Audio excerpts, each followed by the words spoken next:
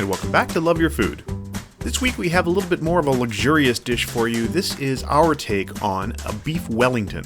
Now we're stripping it down a little bit, it's a little bit simplified, and there's a lot going on still. So we've got the steak, of course, we've got the duxelle, which is your mushroom mixture, and on the outside you've got your puff pastry. So there's a lot of steps and stages going on. Let's go with our ingredients. So we've got our beef. Filet is traditional, but we're using these beautiful steaks, some onion, some shallot. We're going to be using some mushrooms, we're using crimini. We're going to need an egg for egg wash. A little bit of dry herbs, we're using some oregano. Here's our puff pastry. We're using a little bit of foie gras as well. And some mustard. Now we've got this beautiful sort of deli style. It's kind of a cross between a yellow mustard and a Dijon. And that's going to go on our puff just before we put our meat on it. So first thing we're going to do is get our mushroom mixture ready. And we're going to start with the shallots and the onion. And we want all of these ingredients to pretty much reduce down to almost nothing. So we're going to cut them fairly small. They are going to cook for quite a long time. Get some nice melted butter in your pan. And you're going to start off with your onions and shallots. And we're just going to let those sweat for a little while. And while those are starting to get ready, we're going to prepare our mushrooms. And again, we're going to chop those about the same size as we chop the onions. So here's our crimini mushrooms. We've cleaned them, so there's, you want to make sure there's no grit or anything on them. We're going to slice them, and then from there we're going to chop them into smaller pieces. Again, as I said, very similar in size to the onions. And this is going to cook for a long time. Now, mushrooms hold a lot of moisture, so as they cook, they're going to release a lot of moisture. You want to cook it until all that moisture just sort of evaporates and goes away. Now you can see here the onions and the shallots have become mostly translucent at this point. So we're going to put those to one side in our skillet. And a little bit more butter. We're just going to let that melt for a second. And then in goes our mushrooms after that. So we do want the butter to be melted. Your mushrooms are going to absorb a lot of that butter flavor because, again, they're just little sponges. And in goes the mushrooms. So we're going to let these, again, reduce for a little while. The first thing they're going to do is release a lot of moisture. And then we're going to let that moisture just sort of cook off and reduce. A little bit of salt on there as well.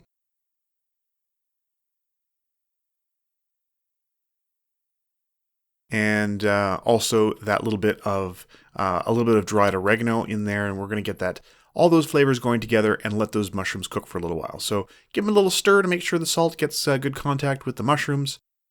And after a little while, you can see here a lot of the moisture has come out. It doesn't matter if they mix up a little bit with the onions at this point. And then once they have cooked down quite a bit and have dried out a little bit, we're going to mix them with those onions and shallots. Now this is going to cook again for a lot longer. This is going to cook down quite a lot. It still seems like a pretty big skillet full of stuff. It's going to reduce a lot by the time it's done. So we're going to cook it on a very, very low heat, and we want to reduce the moisture in there, really concentrate all those flavors. So we're going to reduce all of that down to what you see here. So we've got this beautiful dark color, and as you can see, most of the moisture has really cooked away.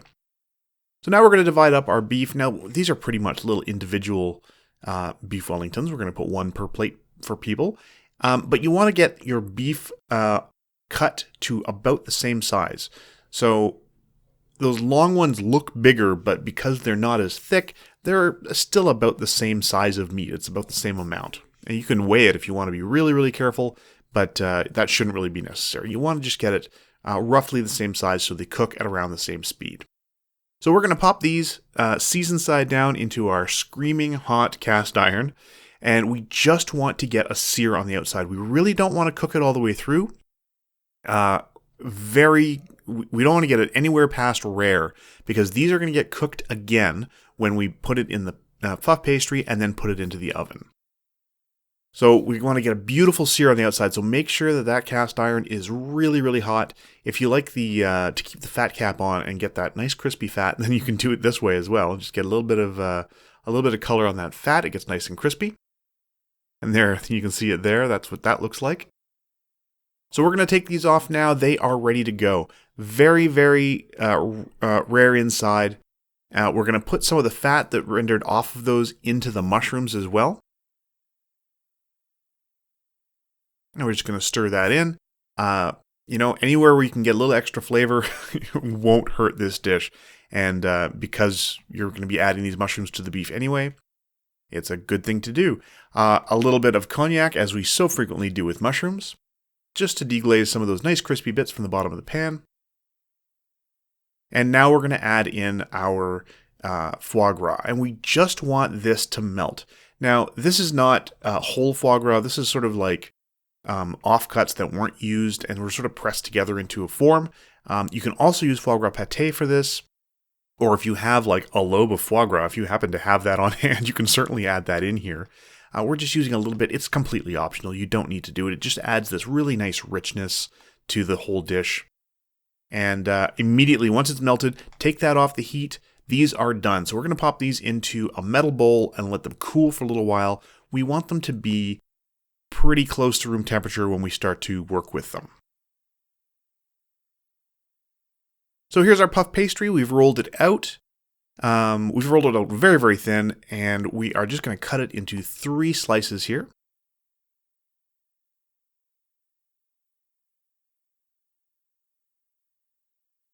And then we're going to just very gently pull those off the board, give them a little bit of a sprinkle with flour to make sure they don't stick.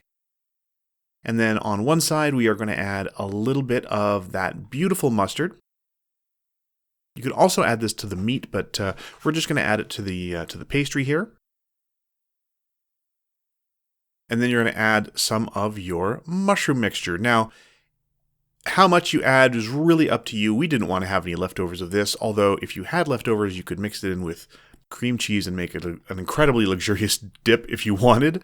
But we just wanted to use it all in here, so we're being very generous with our mushroom mixture. On goes a nice piece of our beautifully seared beef. And then it's just a matter of wrapping it up. So we're going to gently tug that puff pastry up the sides.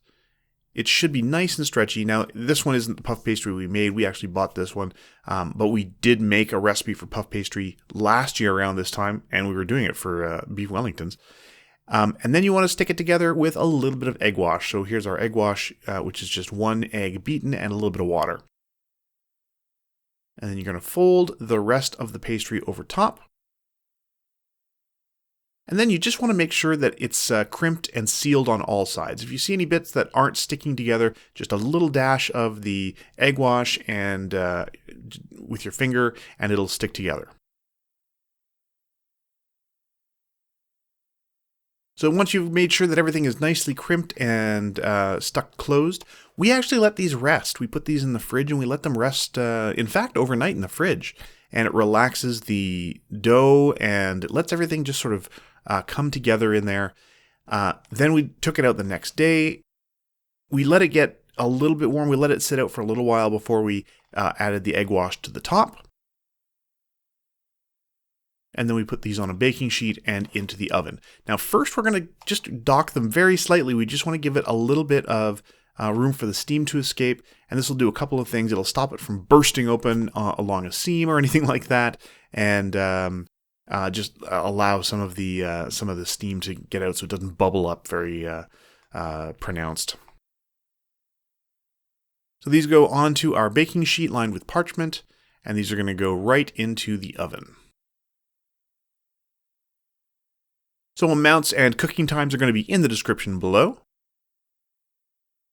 And then we cooked ours pretty pale, honestly. We didn't get a really dark crust on the outside, but they came out really nice, and the pastry was nice and flaky. It looks a little underdone here because honestly, we rolled it a little bit too thin, and some of the juices sort of showed through, but they actually were nice and flaky, a little bit crispy, and crispy on the bottom as well. And that beef came out beautiful, mid-rare, that nice duxelle sauce, the beautiful mushroom mixture, really, really fantastic. All those flavors came together amazingly, and it was a delicious little dish, so we hope you'll give this a try. If you like this recipe, please do like and subscribe, and if you have any recipes you'd like to see Chef Caleb try on the channel, please let us know in the comments below. And remember to love your food.